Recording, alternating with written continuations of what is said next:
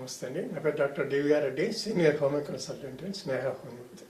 ఈరోజు మనము మన మానవ శరీరంలో ఎన్ని రకాల హార్మోన్స్ ఉండొచ్చు అందాజుగా చెప్తున్నా. తర్వాత దాని ఫంక్షన్స్ కొన్ని ఇంపార్టెంట్ అని చెప్తాం. మనం ప్రతి కదలిక చేయాలనుకున్నా కూడా, అంటే మనం ఉదయం నుంచి సాయంత్రం వరకు ఏమేమి పని చేయాలో అన్నిటిని కూడా బ్యాలెన్స్ చేసేది హార్మోన్స్. దాదాపు 50 రకాల హార్మోన్స్ ఉన్నాయని మన సైంటిస్టులు తేల్చడం జరిగింది.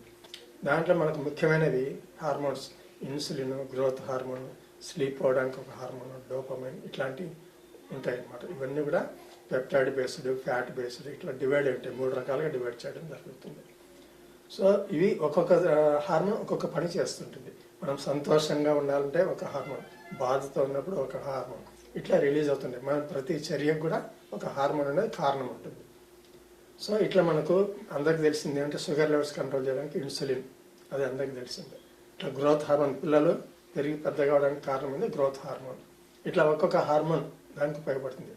ఆకలి, డైజెషన్ కావాలన్నా, తర్వాత వచ్చేసి యూరిన్ వెళ్ళాలన్నా కూడా, ఇట్లా యూరిన్ తయారు కావడానికి ఒక హార్మోన్ ఉంటుంది. ఇట్లా మన శరీరం మొత్తం కూడా హార్మోన్స్తో బ్యాలెన్స్ చేయబడుతుంది. కొన్ని ఎక్స్టర్నల్గా, కొన్ని ఇంటర్నల్గా తయారు చేయబడుతుంటాయి. మెయిన్గా హార్మోన్స్ గ్లాండ్స్ ద్వారా రిలీజ్ అవుతుంటాయి. ఒక్కొక్క దానికి ఒక పర్టికులర్ గ్లాండ్స్ ఉంటాయి. అంటే ఒక్కోసారి ఒక గ్లాండ్ 2-3 రకాల హార్మోన్స్ కూడా రిలీజ్ చేస్తుంటాయి. వీటిని ఎగ్జోక్రైన్, ఎండోక్రైన్ గ్లాండ్స్ 2 రకాలుగా చెప్తారు. వీటన్నిటిని కూడా సమతుల్యం చేయడం ఇంపార్టెంట్. ఎవరైతే సమతుల్యంగా ఉంటుందో వాళ్ళు హెల్తీ పర్సన్ కింద లెక్క. మనకి ఏదైనా జబ్బులు వచ్చినాయంటే కారణం ఈ వీటిల్లో ఇంబ్యాలెన్స్ కావడం, ఒకటి ఎక్కువ కావడం, ఒకటి తక్కువ కావడం. ఇప్పుడు డయాబెటీస్ ఎందుకు వస్తుంది? ఇన్సులిన్ ఎక్కువైనా అవుతుంది లేదా తక్కువైనా అవుతుంది. ఈ రెండిట్లో హైపర్గ్లైసిమియా, హైపోగ్లైసిమియా అంటారు. ఈ విధంగా బ్యాలెన్స్ చేయడం జరుగుతుంది. సో ముఖ్యంగా ఈ హార్మోన్స్ మెయిన్గా బాగుండాలంటే మనిషి ఆనందంగా ఉండాలి, టైం టు టైం తినాలి, మంచి నిద్ర పోవాలి, ఫిజికల్ ఎక్సర్సైజ్ నార్మల్గా ఉండాలి. ఇవన్నీ కరెక్ట్గా ఉంటే ఇట్లా రిలీజ్ కూడా కరెక్ట్గా వస్తుంది.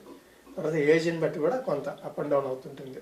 ఇంకోసారి వంశపారంపర్యంగా ఏమైనా కూడా కొంత డిస్టర్బెన్స్ వస్తుంటుంది. సో ఇవన్నిటిని బేస్ చేసుకొని మనం ఆరోగ్యంగా ఉండడానికి హార్మోన్స్ ఎంత ఉపయోగం మనకు తెలుస్తుంది. మరి వీటిని సెట్ చేయడానికి కూడా హోమియోపతిలో మంచి ఎక్సలెంట్ మెడిసిన్స్ ఉన్నాయి. అంటే మనం మూడ్ చేంజెస్ కానివ్వండి, తర్వాత షుగర్స్ మినిమం మెయింటైన్ చేయడానికి కానివ్వండి, ఇట్లా ఏమన్నా ప్రాబ్లం, జెనెటికల్గా ఉన్న ప్రాబ్లం ఉన్నా కూడా కొంతవరకు కరెక్ట్ చేసే అవకాశం. డీప్ సీటెడ్ డ్రగ్స్ అంటారు వీటిలో హోమియోపతిలో. పాలిక్రష్ డ్రగ్స్ చాలా బాగా పనిచేస్తాయి, కానీ మంచి అనుభవమైన డాక్టర్ ఉండాలన్నమాట. అంటే కాన్స్టిట్యూషనల్ థెరపీ సూపర్గా పనిచేస్తుంది. సో ఎవరైనా ఏ సమస్యలు ఉన్నా కూడా హోమియోపతిలో యూజ్ చేయండి. ఇంకా మీకు దగ్గరలో ఏమైనా డౌట్స్ ఉంటే మీకు స్నేహ హోమియోపతి నెంబర్ డిస్ప్లే అవుతుంది, దానికి కాల్ చేసి మీరు డౌట్ క్లియర్ చేసుకోండి. నమస్తే.